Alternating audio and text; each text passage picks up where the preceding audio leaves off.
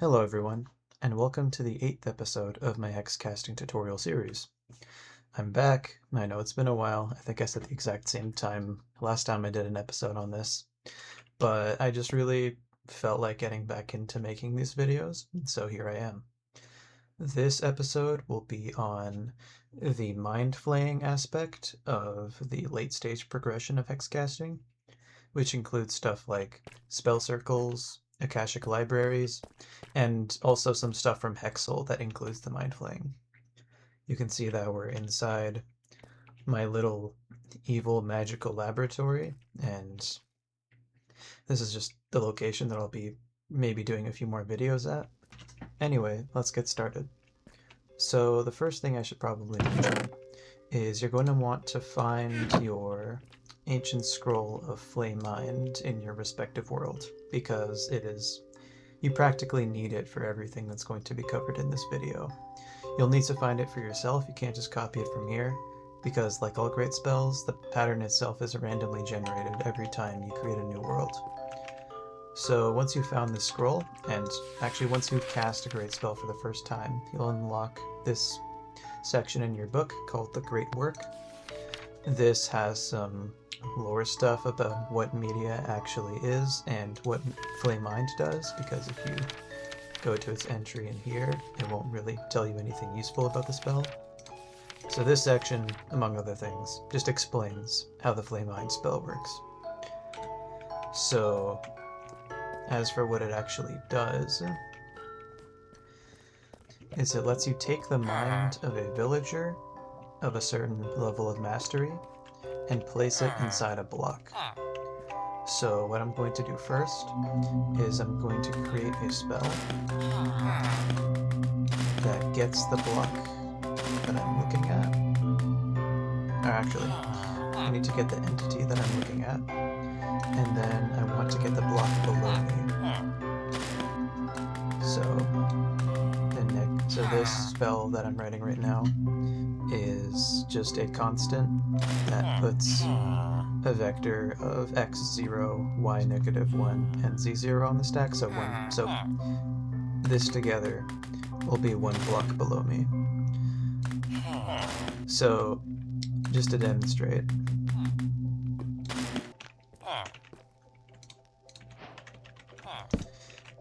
if I were to cast this spell,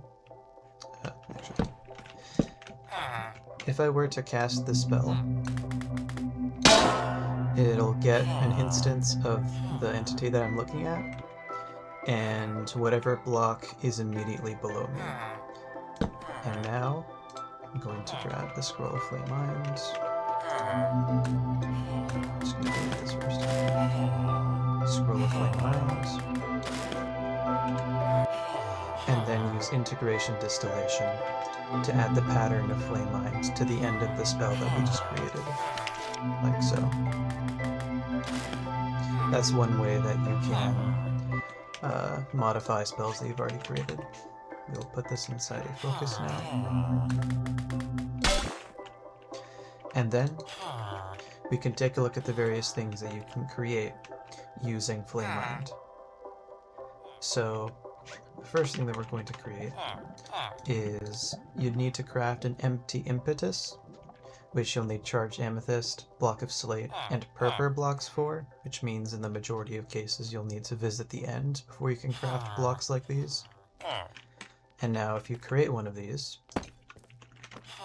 and then you use Mind Flay on a villager of the appropriate mastery, and this is a apprentice level toolsmith.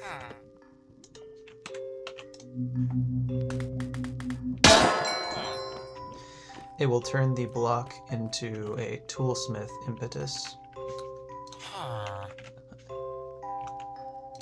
which I'll just grab here since breaking it will not drop it. So yeah, anyway, toolsmith impetus is used for spell circles, which we'll get to later. Now this is a master level librarian. With a master level librarian, if we take an Akashic ligature, which you can make using amethyst and edified wood, If you don't remember how to make edified wood, I believe I cover it in my video detailing all the different spells. So if we stand over this, and then cast Flaying once again, it will turn the block into an Akashic record, which is used for Akashic Libraries. So is Akashic Ligature, but this is the most important block, the record. It's worth mentioning that after you do this, you essentially turn the villagers into vegetables, which means they will no longer interact with you, they will no longer offer trades, they'll no longer do much of anything. And now lastly, this is a Fletcher. They're an expert level, but for what we're about to do, they do not need to be expert level, they need to be journeyman level at the minimum. If we take an amethyst block, and we use Flame Mind on them, it does not have to be a Fletcher, it can be any villager with journeyman level expertise or more. You cast Mind Flay on them, it'll turn them into budding amethyst. This essentially means that you can create amethyst generators wherever you want instead of needing to go down and loot geodes whenever you need more amethyst. It's worth noting that using the Flame Mind spell will cost 10 charged amethyst, which equates to 20 amethyst shards or 100 amethyst dust, as it shows here. So make sure you have enough amethyst to cast Flame Mind before you do. Anyway, with that out of the way, we can move on to spell circles.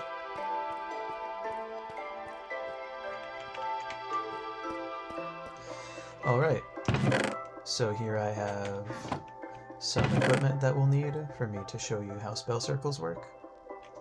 Let me just grab the Toolsmith Impetus again. As far as hex casting goes, spell circles are actually pretty simple, as long as you already understand how the hex casting spells work. After placing down an impetus, you grab any number of blank slates, which you can then inscribe with patterns. For example, we use this pattern to add one pattern iota to the list. In this case, we'll use Mind's Reflection, and then we'll write it to the slate. And now we can place the slate on the ground, and the pattern will be marked onto it. So now we can create more of these slates. We'll create a very simple spell. This will be the constant for the up vector, so x0, y1, z0, and then write it to the focus. And now, if we want to complete a circle, but the spell isn't long enough to do that, you can just use blank slates. So now, if I activate it, media will travel through the circle, and it will execute these patterns, but they're not really doing anything. So, just for demonstration, I'm going to write the reveal pattern to a slate, and put it here. As long as you're wearing a scrying lens, and you're looking at the impetus, not only can you see how much amethyst dust is inside, but you'll also be able to see whatever output this card is. So you can see it revealed the constant here, the vector that's x0, y1, and z0.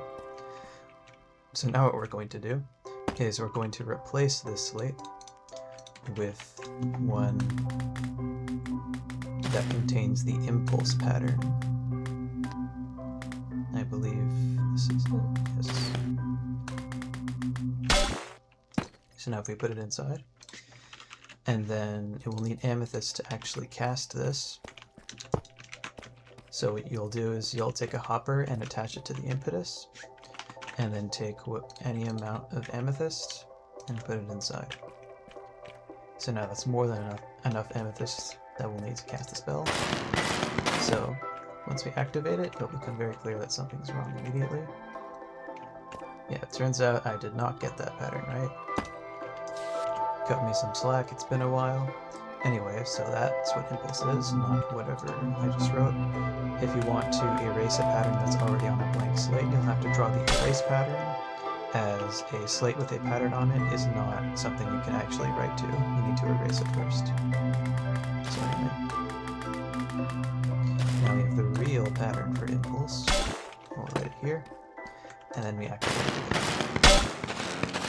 And you can see that the moment that it gets to this pattern, it executes it on me. So more types of impetuses, or impeti, or whatever it be, are in here.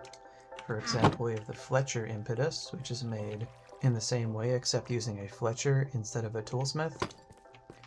We replace it and then give it more amethyst.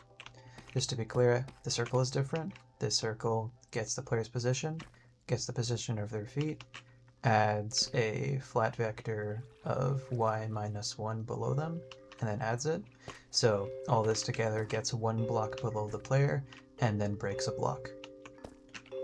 So now to demonstrate, I'll just get any random block, place it here. How a Fletcher impetus works is it activates in the same way, but by looking at it instead of by clicking it. So as you can see, it broke the block. So how spell circles are supposed to work is they can only affect things inside their own bounds, but apparently my knowledge is incomplete because in my testing it's been able to break things outside the circle, and I'm not sure why. If anyone knows in the comments, please let me know. But we'll move on despite that. The last type of impetus is the cleric impetus, which is unique because it requires a redstone signal and a player to be bound to it before it can function. How to bind a player to it, you may ask? You just need to get a reference to the player and then write it to a focus, and then right-click on the impetus with that focus. So now it will activate whenever you right-click. I appear to have placed it in the wrong orientation. Now place some amethyst inside. Bind it to me again, and then activate it.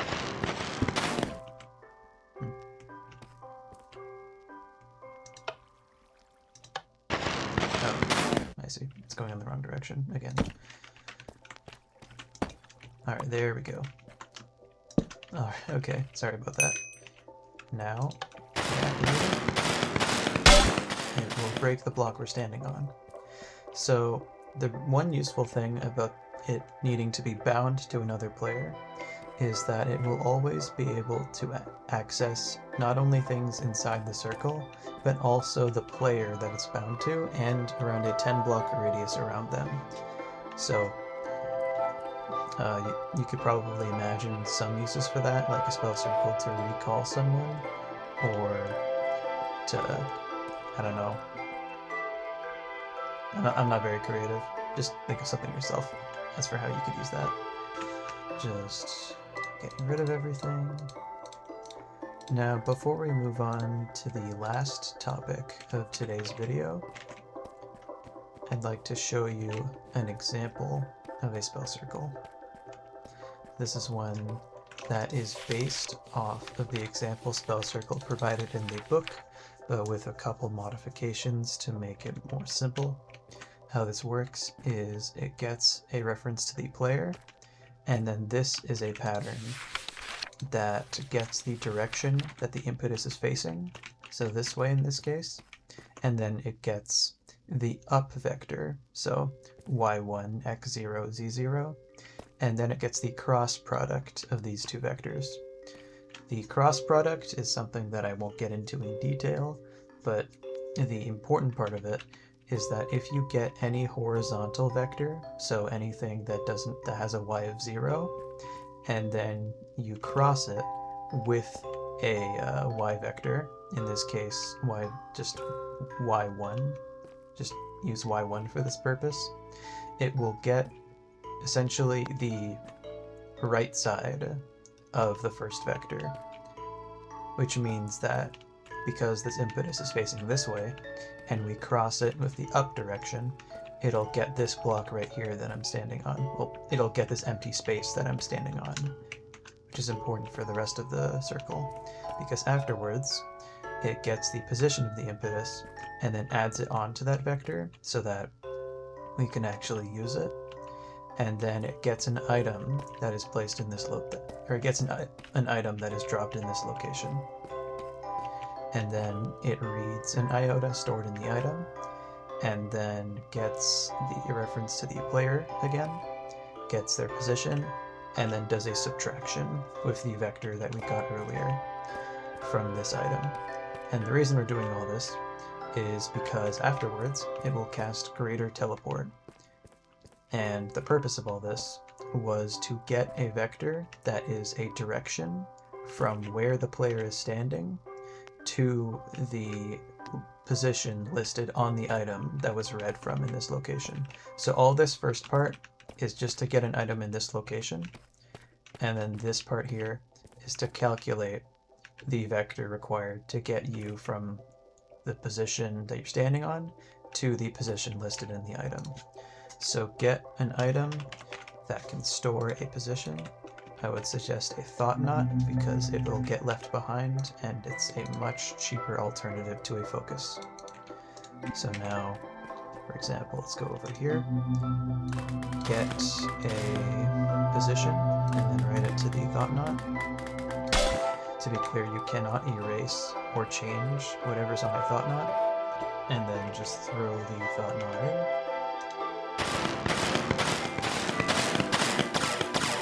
As soon as it gets to the final slate, it will teleport you to the location that was on the thought knot. So yeah, that is an example of a spell circle. Now we'll move on to the final subject of the video. Akashic Libraries. Every single block required for Akashic Libraries is made using the edified wood that you can create using the edify sapling spell. An edified ligature is made like this. An edified bookshelf is made like this. And Akashic record is made by using Flaying on a master librarian, as I demonstrated earlier in the video. So as for what the blocks are actually used for, the Akashic Library essentially serves as the centerpiece of the library. It's what makes the Akashic Library, actually an Akashic Library and not just a bunch of blocks. If you have the position of the Akashic Library, you can essentially access the whole thing. The Akashic bookshelves are what are used to essentially store all the information of an Akashic Library. And the Akashic ligatures are essentially used as connector blocks. You can use them to connect, for example, two sets of Akashic bookshelves, and then they'll both be counted as part of the library as long as it's connected to the record.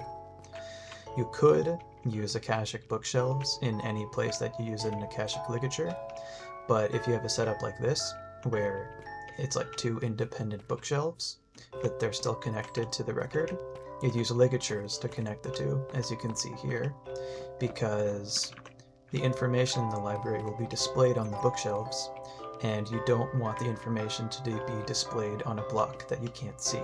So it's more convenient to use the ligatures whenever you want to have a cool looking setup like this one. But otherwise you can just use Akashic bookshelves. As for how you could actually use an Akashic library, first you'd need to get the position of the record. We'll use a simple raycast.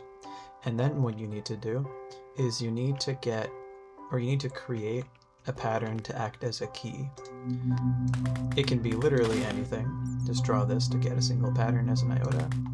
You can just make it, I'll just make it this, for example. Well, as I said, you can make it absolutely anything you want. And then the third iota is the piece of information that will actually be stored in the library. In this case, I'll make it an iota for a spell that breaks a block you're looking at.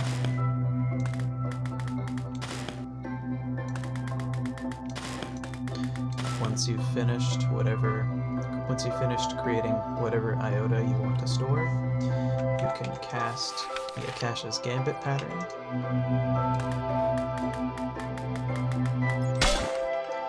And as you can see, it will be stored in the library. Normally it'd be stored here, but I stored something there earlier and then removed it. So now, as you can see, the key is this pattern right here, and the information inside, you can view it as long as you have a scrying lens. So now, you can only do that once you're within range of the library. However, once you actually want to retrieve that information, you just need to get the position of the record, and then cast the other pattern, Akasha's distillation. Double checking. Oh, I forgot to input the key.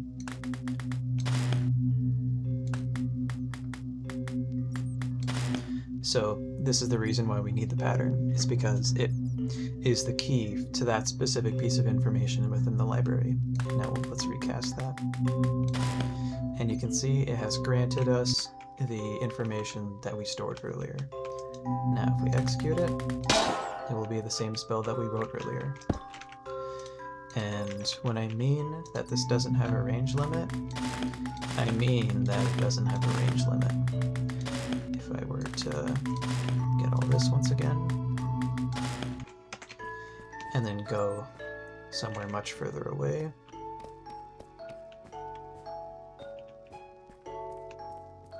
we are well beyond 32 blocks now. And then I get that piece of information. We can retrieve the information no matter how far we are away from it. So you could put the location of the Akashic record on a focus, for example, or just somehow make it part of a spell. And then you can access pretty much any information you already have. Just put it inside the library and then use that to access it anywhere in the world. I don't actually know if the chunk needs to be loaded. It probably does, so you will have to take that into consideration. Lastly, if for whatever reason you want to remove information, you can do it just by shifting and right-clicking. So that about wraps it up for this video. If you have any questions, please let me know in the comments. I'll be happy to answer them. Hexel has something related to this level of progression called a moat nexus. You can see it here, but it's a bit of a... It's kind of like it's a whole different beast in terms of like how many uses it has and how complex it can be, so I'll probably cover it in a later video, probably next video. My next video will probably be, along with covering moats, just a showcase of like the different spells that I've come up with as examples for what you could do with this mod. But for now, that's about everything. See you later.